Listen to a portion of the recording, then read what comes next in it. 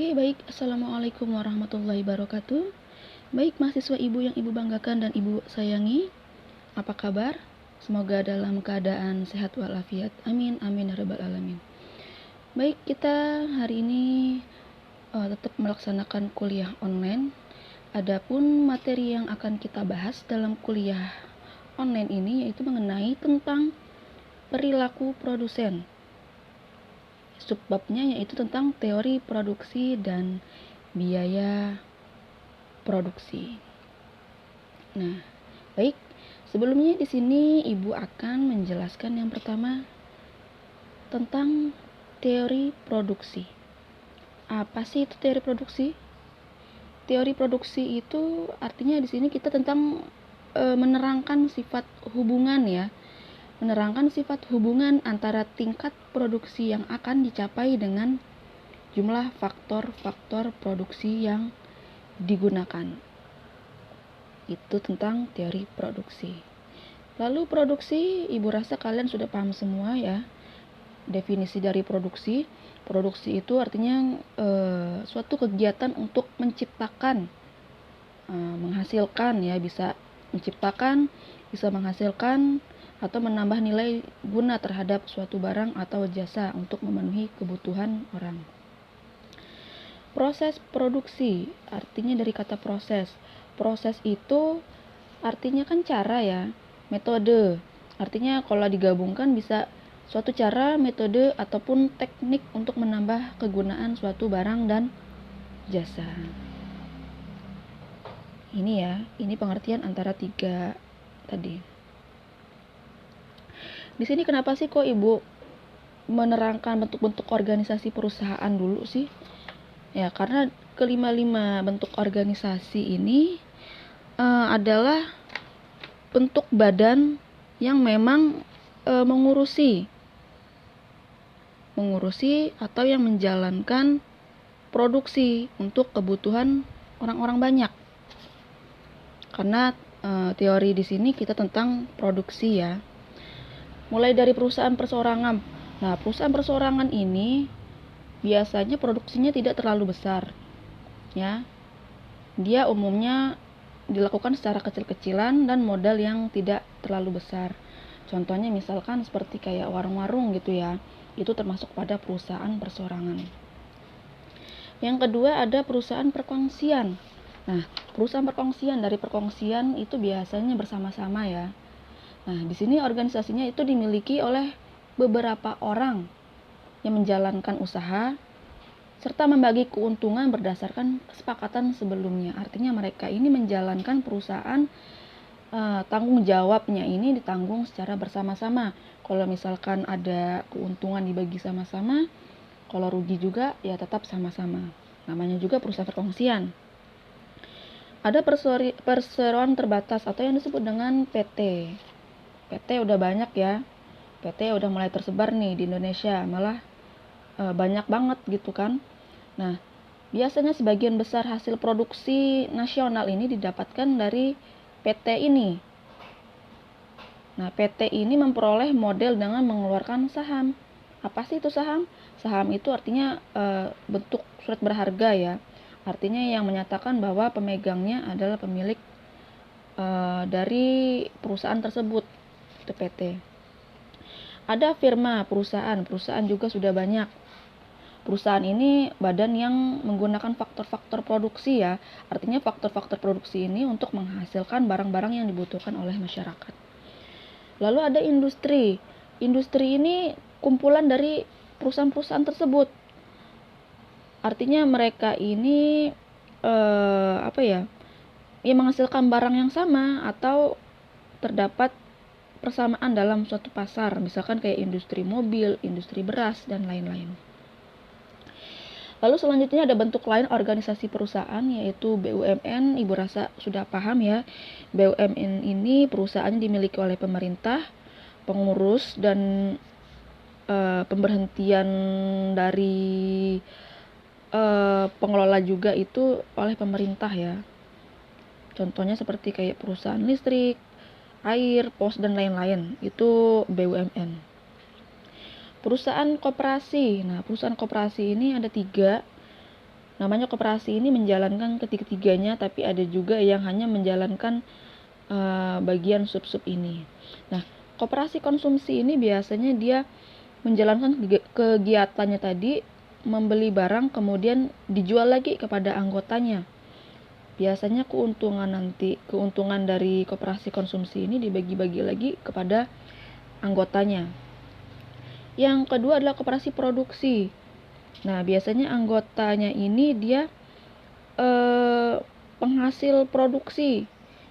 Nanti kalau misalkan anggotanya mempunyai hasil produksinya, dijual ke koperasi produksi yang akan dijual lagi kepada pembeli.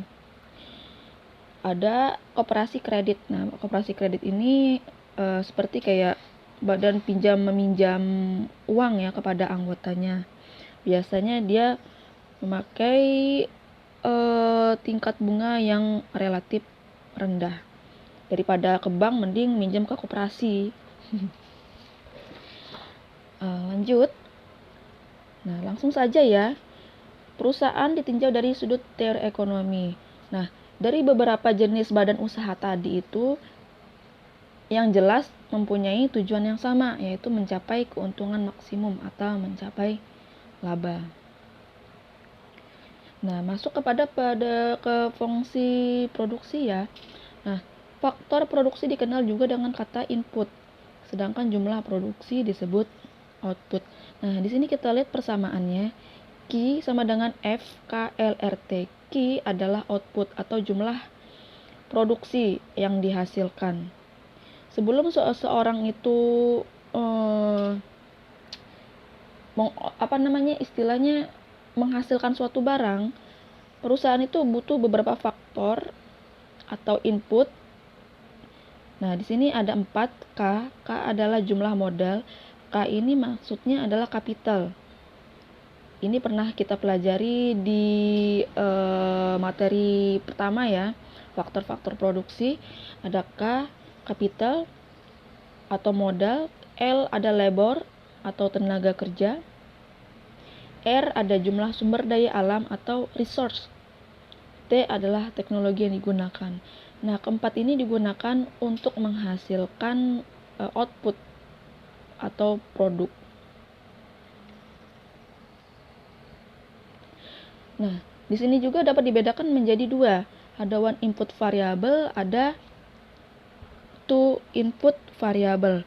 Apa sih yang dimaksud dengan input variable? Input variable ini adalah faktor produksi yang jumlahnya itu selalu berubah apabila outputnya itu berubah. Ini merupakan input variable.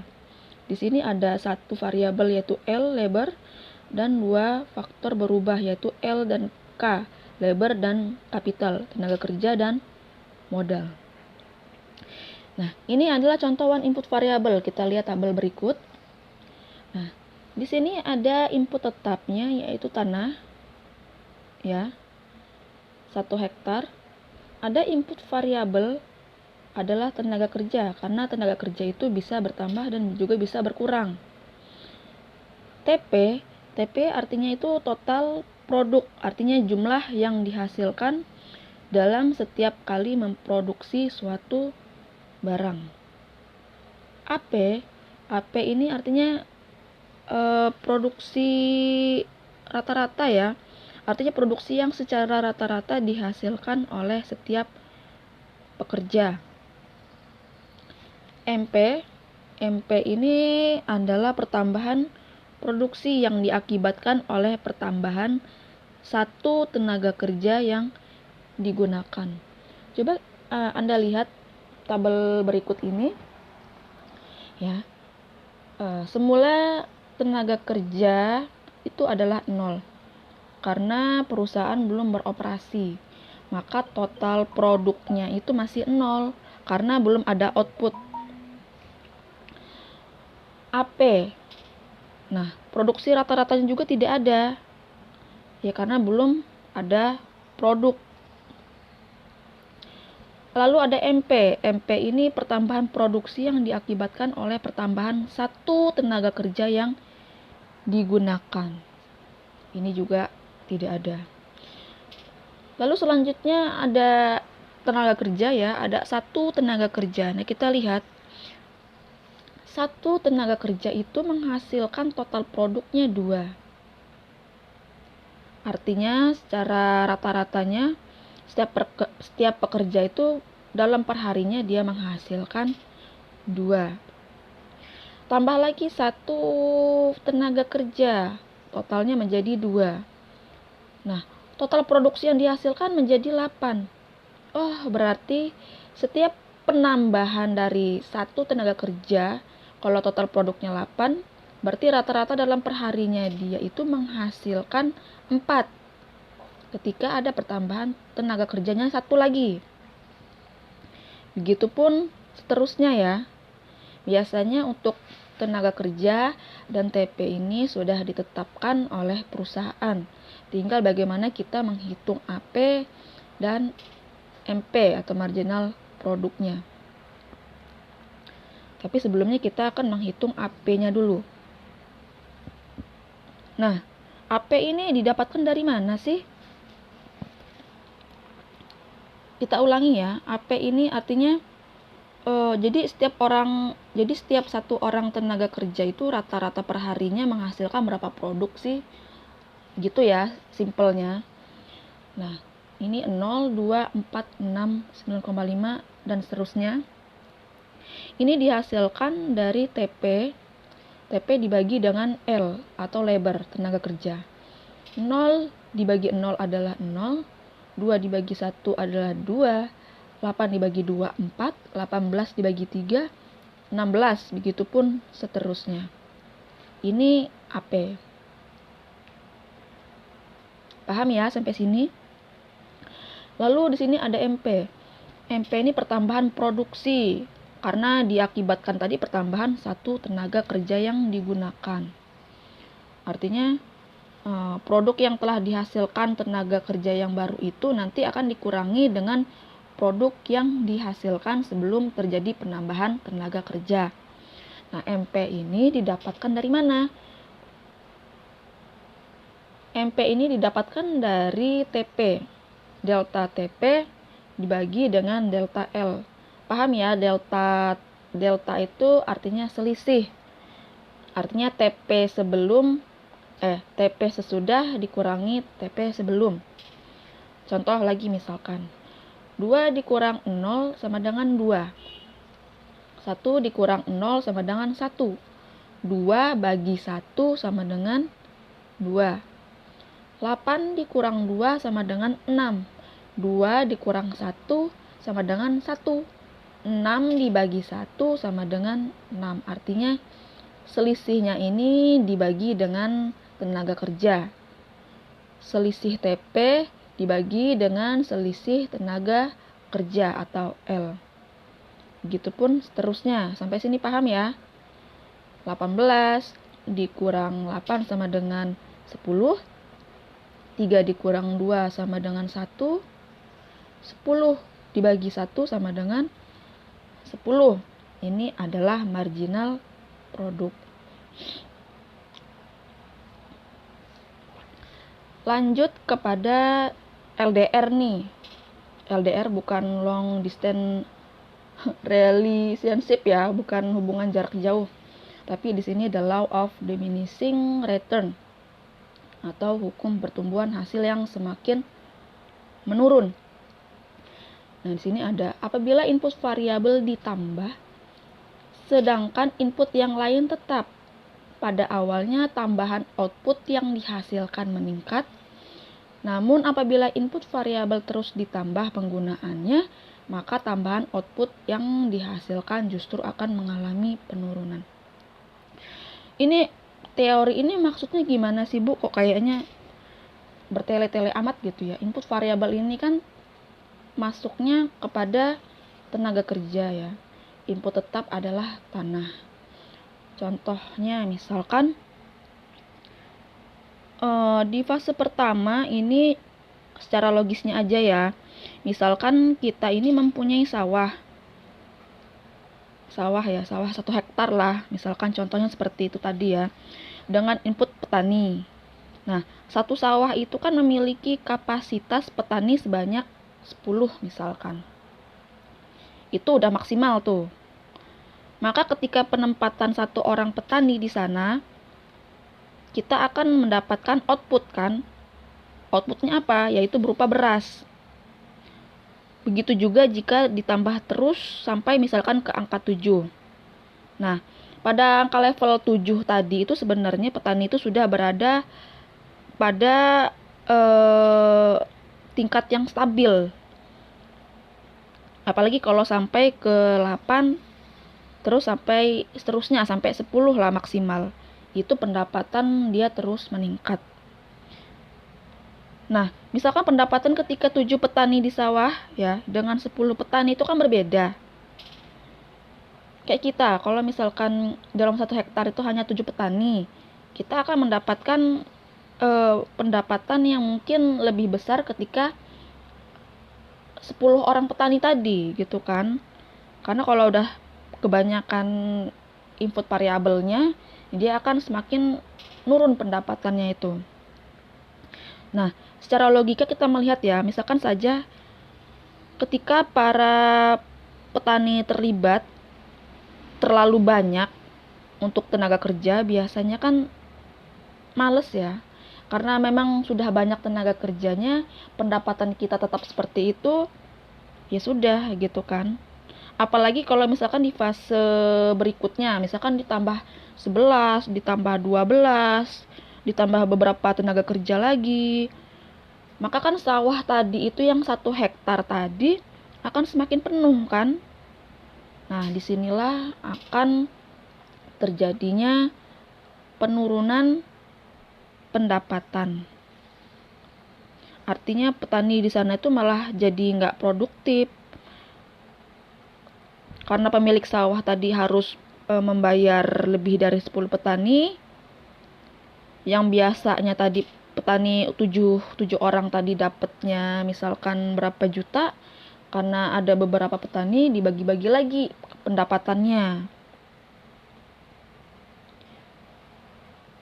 Jadi di sini kita sebagai pemilik sawah ataupun pemilik tadi ya, pemilik sawah itu misalkan produsen lah.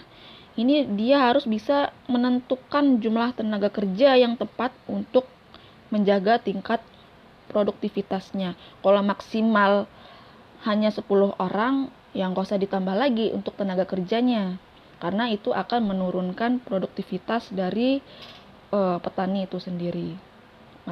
Malah petani cenderung malas gitu kan. Artinya kalau udah malas, outputnya juga akan menurun.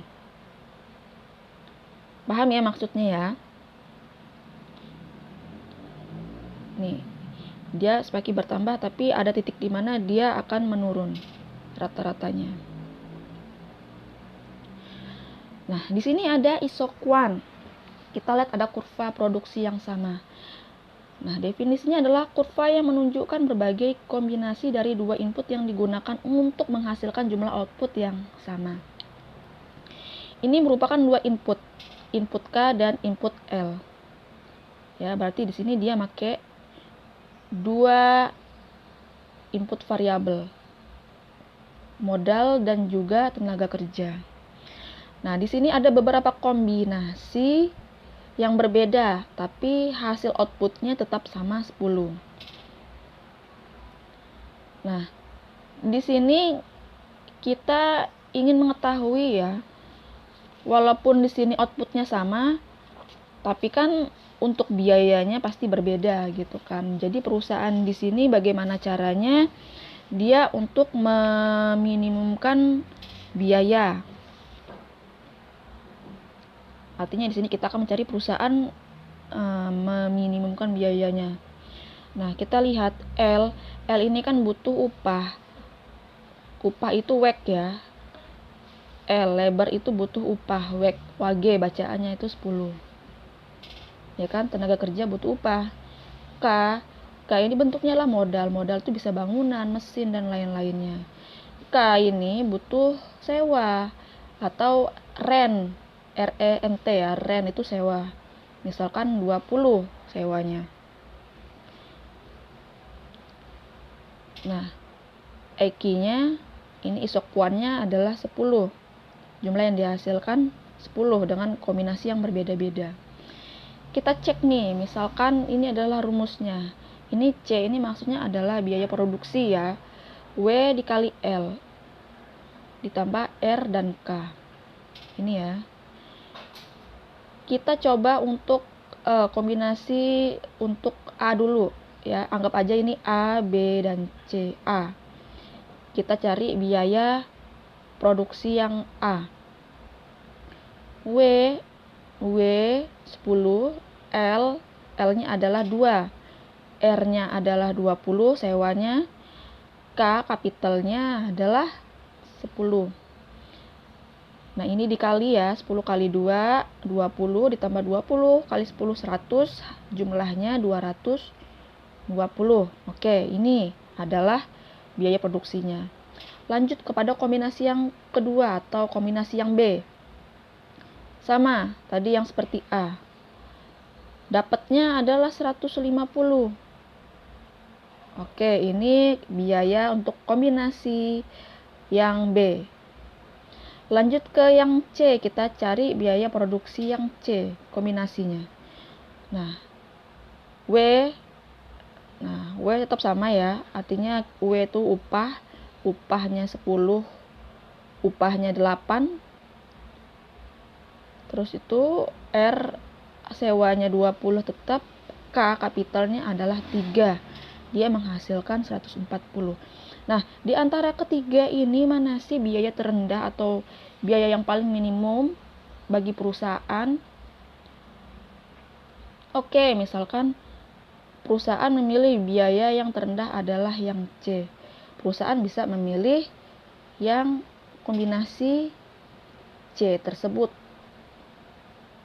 Walaupun semuanya sama, kuantitinya yang dihasilkan, tapi untuk biayanya kan berbeda. Artinya di sini yang namanya perusahaan kan pasti ingin untung dengan biaya yang serendah-rendahnya. Nah, biasanya untuk perusahaan dia akan memilih 140 karena di antara tiga ini C adalah yang terendah. Itu isokuan. Ingat ya, ciri-ciri isokuan itu dia bentuknya cekung seperti ini ya, landai. Lanjut. Nah, di sini ada isokos. Kalau tadi isokuan, ini adalah isokos. Isokos itu adalah garis lurus yang menunjukkan atau menghubungkan dua input yang bisa dibeli dengan jumlah tingkat biaya yang sama. Kita lihat ini adalah garis lurus, tidak cekung seperti isokuan. Tapi bedanya adalah kalau tadi isokuan, kita lihat di sini ya, bermudah ya. Isokuan, kuan itu adalah kuantitas atau jumlah atau output yang sama. Sedangkan isokos dari kos adalah biaya. Ini biaya yang sama. Nah, perusahaan bisa membeli dengan tingkat biaya yang sama, tetapi kombinasinya berbeda-beda. Misalkan, ini tetap sama ya, kayak yang tadi ya, LW-nya 10, KR-nya 20. Nah, misalkan perusahaan tadi itu dia punya biayanya 1000 dari perusahaan, biaya modal 1000. Perusahaan bisa memilih antara K atau L. Kalau misalkan 1000 ini dia beli untuk L-nya saja, 1000-1000-nya ini dia beli untuk L-nya saja, berarti 1000 dibagi 10. Karena L adalah labor, butuh upah. Jadi 1000 dibagi 10 sama dengan 100. Ini titiknya di sini ya. Atau misalkan perusahaan tadi ingin membeli K atau kapital modal atau bangunan, mesin dan lain-lainnya, 1000 ini dia belikan semuanya untuk K. K ini pasti butuh sewa ya, bangunan entah apa. Jadi 1000 dibagi 20, hasilnya adalah 50. Ini adalah titiknya. Jadi kalau kita gabungkan, dia ketemu titiknya 50 dan 100. Nah, ini merupakan garis lurus ya. Nah, di sini ada lagi. Misalkan contohnya saja C tadi kan 1000 ya. Oh, biar adil misalkan K-nya kapitalnya 500, lebarnya 500 aja deh misalkan. Oke. Bisa dihitung nih. 500 untuk K. K ini adalah butuh 20. Berarti 500 dibagi 20 sama dengan 25. 500 L ini butuh upah. Upahnya 10. 500 dibagi 10 sama dengan 50. Maka akan dihasilkan garis seperti ini. Artinya bisa kombinasinya berbeda-beda, atau C-nya tadi ini 300 ya, untuk K-nya 300, L-nya 700. Yang jelas ini jumlah atau tingkat biayanya yang sama dengan kombinasi yang berbeda-beda. Ini adalah isokos. Nah, masuk kepada teori biaya. Nah, biaya produksi. Biaya ini artinya ya, semua pengeluaran yang dilakukan perusahaan untuk memperoleh faktor-faktor produksi dan menciptakan produk yang diproduksi perusahaan tersebut. Ketika kita membicarakan biaya produksi, berarti kita akan membicarakan beban. Ya, artinya beban yang ditanggung oleh produsen dalam bentuk uang untuk menghasilkan suatu barang dan jasa. Nah, biaya sendiri ini bukan hanya berbentuk uang, ada yang berbentuk penyusutan juga. Maka di sini dia terbagi menjadi dua, ada biaya eksplisit, ada biaya implisit. Nah, biaya eksplisit ini adalah biaya perusahaan berupa uang untuk mendapatkan input. Secara lebih jelasnya itu adalah biaya yang terlihat lah ya, secara fisik. Contohnya ya seperti uang tadi. Uang ini kan yang akan dikeluarkan untuk membayar tenaga listrik, tenaga kerja, transportasi, dan lain-lainnya.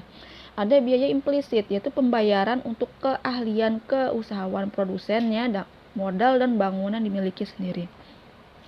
Biar lebih simpelnya, implisit ini adalah biaya yang tidak terlihat secara langsung. Contohnya misalkan seperti penyusutan barang modal. Nah, barang modal ini contohnya seperti mesin. Mesin ini kan tidak sama ya dari tahun ke tahun nilainya. Artinya setiap tahunnya barang-barang ini akan mengalami penyusutan. Sampai sini paham ya? Nah, di sini kita membahas tentang biaya-biaya. Di sini ada biaya tetap total. Adalah keseluruhan biaya yang dikeluarkan untuk memperoleh faktor produksi yang jumlahnya tidak mengikuti perubahan jumlah produksi atau konstan atau tetap. Jadi perusahaan itu ada kegiatan dia menghasilkan barang sedikit ataupun banyak, dia tetap mengeluarkan biaya tersebut. Contohnya misalkan dia harus membayar sewa gedung, atau dia membayar gaji untuk manajer, untuk keamanan, ya, premi asuransi, itu sifatnya wajib dia keluarkan. Lalu ada biaya berubah total atau TFC. Kalau TFC adalah total fixed cost, atau tadi ini artinya, kalau ini TVC ini total variable cost, biaya berubah total. Adalah keseluruhan biaya yang dikeluarkan untuk memperoleh faktor produksi yang berubah mengikuti perubahan jumlah produksi. Artinya biaya tadi dikeluarkan sesuai dengan produksi yang dihasilkan. Contohnya ya misalkan dia harus bayar tenaga kerja bagian produksi, dia harus bayar biaya bahan baku. Kalau misalkan kita ingin menghasilkan lebih banyak bakso, artinya kita akan lebih banyak butuh daging, ya kan? Maksudnya itu biaya berubah total. Jasa transportasi dan lain-lain ini masuk kepada biaya berubah total. Di sini ada AFC, bisa dibaca ya. AFC ini artinya average fixed cost atau biaya tetap rata-rata. Ini adalah biaya tetap yang dibedakan kepada setiap unit output. TC total cost atau biaya total, artinya keseluruhan jumlah biaya produksi yang dikeluarkan. Nah, TC total cost ini adalah keseluruhan jumlah biaya. Biaya apa? Biaya variabel dan biaya tetap. Ini ada AC atau average cost atau biaya rata-rata total. Ini adalah rata-rata jumlah biaya produksi yang dikeluarkan tiap unit produk. Nah, jadi setiap unit produk tuh kira-kira biaya produksinya berapa sih? Nanti dihitung AC. Biaya marginal adalah tambahan biaya, ini marginal cost ya. Tambahan biaya yang diakibatkan oleh pertambahan satu unit produk. Artinya dalam satu unit produk ada tambahan biaya berapa? Sampai sini paham ya? Nah, kita lihat di sini ada tabel. Ini ada jumlah TK. TK ini adalah tenaga kerja. Jumlah produk itu Q ya, quantity. TFC, TVC, TC, AFC, AVC, AC, dan MC. Tadi udah dijelaskan ya. TFC itu apa? Total fixed cost. Ini total variable cost, total cost, average fixed cost, average variable cost. Ini adalah average cost dan marginal cost. Kita lihat di sini jumlah tenaga kerjanya 0, jumlah produknya 0. Kenapa? Karena tidak ada yang dihasilkan. Karena belum adanya tenaga kerja. TFC kenapa masih 50.000? Ya karena di sini yang namanya fixed cost itu adalah wajib dibayarkan. Misalkan kita mau sewa bangunan, mau ada tenaga kerjanya, mau ada jumlah produknya atau tidak ada produknya, dia tetap membayar 50.000. Total variable cost. Nah, di sini adalah 0 karena belum ada biaya-biaya lain yang dihasilkan karena produknya masih 0. Total cost-nya adalah total biayanya ya. Ini dihasilkan dari total cost ini variabel dan fixed. 50.000 ditambah 0 sama dengan 50.000. Untuk rata-ratanya belum ada karena belum ada kegiatan produksi. Lanjut, di sini ada penambahan satu tenaga kerja. Nah, satu tenaga kerja ini dia menghasilkan satu produk. Tetap ya, kalau TFC ya. Artinya, dari penambahan satu produk itu, dia variable cost-nya 50.000. Artinya biaya yang dikeluarkan sesuai dengan produk yang dihasilkan. 50.000. Lanjut. Nah, total cost-nya bisa dihitung 50.000 ditambah 50.000, ini semua adalah total biayanya ya. Jadi total cost-nya adalah 100.000. Ada AFC atau average fixed cost atau biaya tetap rata-rata. 50.000-nya dapat dari mana sih, Bu? Nah, AFC ini didapatkan dari total fixed cost dibagi dengan jumlah produk. Jadi 50.000 ini dibagi 1 sama dengan 50.000. AFC atau average variable cost atau yang disebut dengan apa? Biaya rata-rata variabel. Ini 50.000. Didapatkan dari mana sih, Bu? AFC ini didapatkan dari TVC ya. Ini dibagi dengan jumlah produk atau Q. 50.000 dibagi dengan 1 sama dengan 50.000. AC ini adalah average cost atau biaya total rata-rata. Ini didapatkan dari mana? 100 ini didapatkan dari 100.000 dibagi dengan Q atau jumlah produk. 100.000 dibagi 1 sama dengan 100. Untuk MC nanti kita akan menghitung terakhir ya. Di sini juga. Nah, ketika penambahan satu tenaga kerja lagi, yaitu menjadi 2, dia ada penambahan produk menjadi 3. Artinya total fixed cost-nya bertambah jadi 100. TC-nya tetap ya 50.000 ditambah 100 sama dengan 150. AFC itu didapatkan dari TVC dibagi dengan Q. 50.000 dibagi 3 sama dengan 16, sekian. AFC juga sama. AFC ini adalah 100.000 dibagi dengan 3. Hasilnya 33,33 ya. 100.000 dibagi dengan 3 hasilnya 3,3. AC-nya didapatkan dari TC.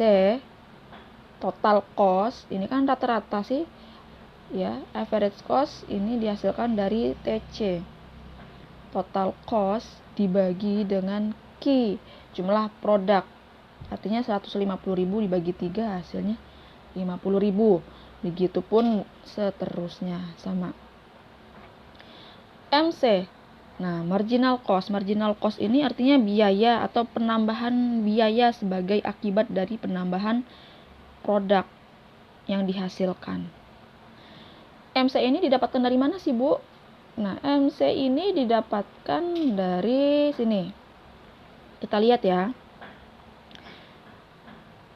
Delta TC dibagi dengan delta Q atau jumlah produk. Jadi TC ini total cost sesudah dikurangin total cost sebelumnya. Artinya ada penambahan sesudah dan penambahan produk sebelumnya. Kita lihat 100.000 dikurangin 50 sama dengan 50. 1 dikurang 0 sama dengan 1. 50 dibagi 1. Artinya delta TC dibagi delta Q. Hasilnya 50.000. Lanjut. Misalkan 150.000 dikurangin dengan 100. Itu kan hasilnya 50 kan? Ya. 3 dikurang 1 sama dengan 2. 50.000 dibagi dengan 2. Artinya kita bagikan selisih TC dan selisih Q-nya. Hasilnya 25.000. Sama juga ya, misalkan 200.000 dikurangi 150.000 kan hasilnya 50.000. 6 dikurang 3 sama dengan 3 artinya 50.000 dibagi 3 hasilnya 16, sekian. Artinya selisih TC ini dibagi selisih jumlah produk atau Q-nya. Sampai sini paham ya. Nanti kalau misalkan belum paham, nanti bisa ditanyakan di ruang diskusi. Oke, terima kasih. Sekian materi kita hari ini. Kurang lebihnya Ibu mohon maaf. Wabillahi taufiq wal hidayah. Wassalamualaikum warahmatullahi wabarakatuh.